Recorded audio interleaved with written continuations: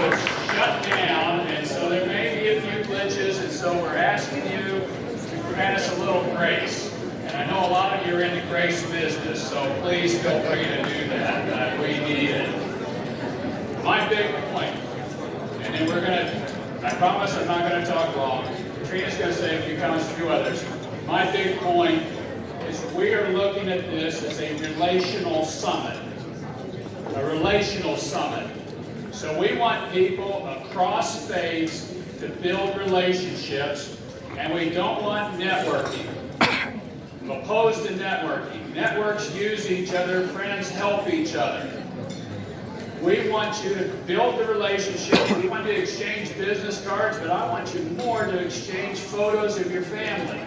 I want you to have invitations to each other and go visit each other in your homes. I want to build these relationships because out of that we will change the world. That's right. We will end the persecution that's taking place if we stand for each other. If we have all the faith communities, and you're all represented here, start to stand up for each other's religious freedom. So build that relational network, that bandwidth. Life moves at the speed of relationships. That's what it does. And with that relationships, we will change the world. You will change the world. God bless you for being here. Please welcome my co-chair, Katrina Lantos-Sweat.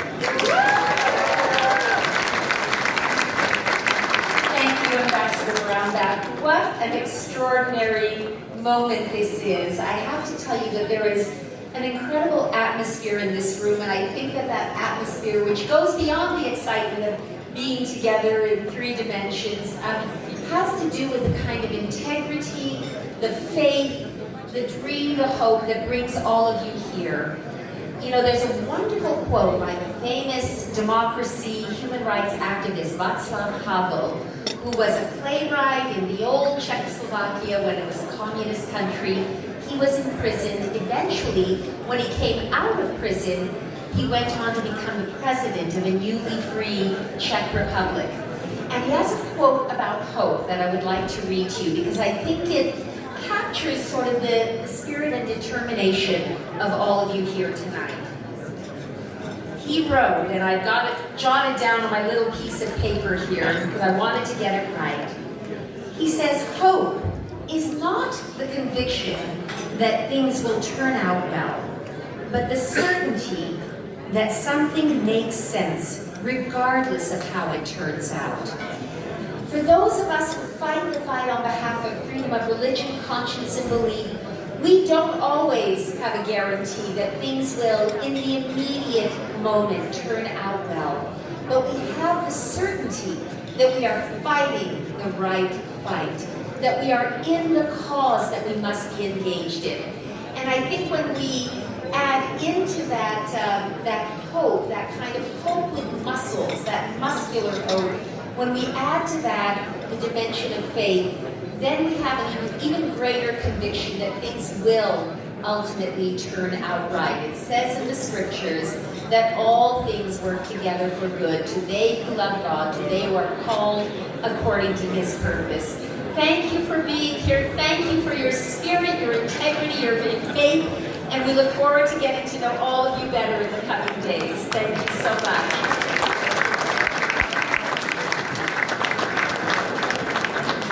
Okay, just a couple more minutes and then you can go back to building the relationships. I need your attention just for a little bit. I promise it won't be long. We had to raise all of the money to do this event. This is all privately financed. This reception was financed by Every Home for Christ. We're delighted they did that, and here with us is the international president for Every Home for Christ to give you a quick welcome, Dick Eastman. Dick?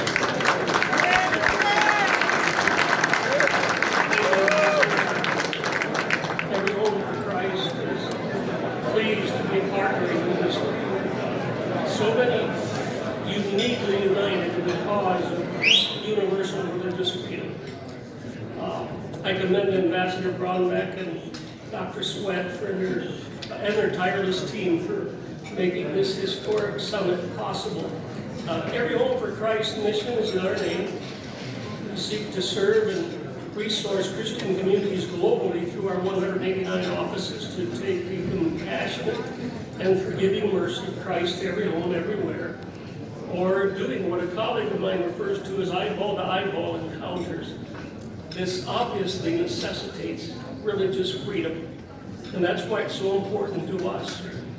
At Every Home, prayer also is profoundly important to us, and through our many offices we conduct schools of prayer and other prayer initiatives, especially encouraging Christ followers to join a global 24/7 wall of prayer by giving at least an hour a week or even an hour daily, not only to talk to God concerning our own devotional growth, but to be involved in praying for those issues like the IRF movement and especially people persecuted for their faith.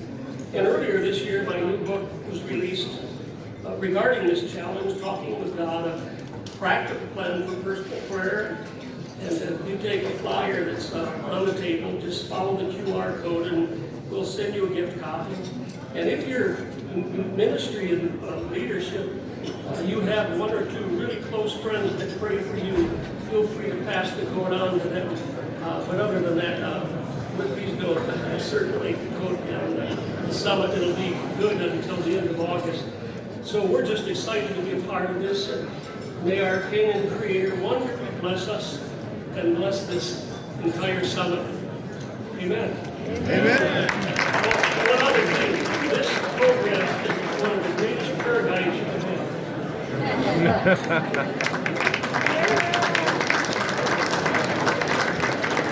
Okay, we're getting pretty close, but I want to introduce you to the future of the movement. She's coming up to speak next. If I could, just a couple more minutes and then I want you to get back talking. We've got a youth track that a number of people have been working on. And I'm delighted they've got, I think, well over 100 young people from across the country and some across the world that are here that want to get engaged in this. On religious freedom and on advocating for people around the world that are persecuted. And so we're going to bring out some of them at different times to speak briefly. Danya Nguyen is our first from the youth track. Please welcome her for a few welcoming comments.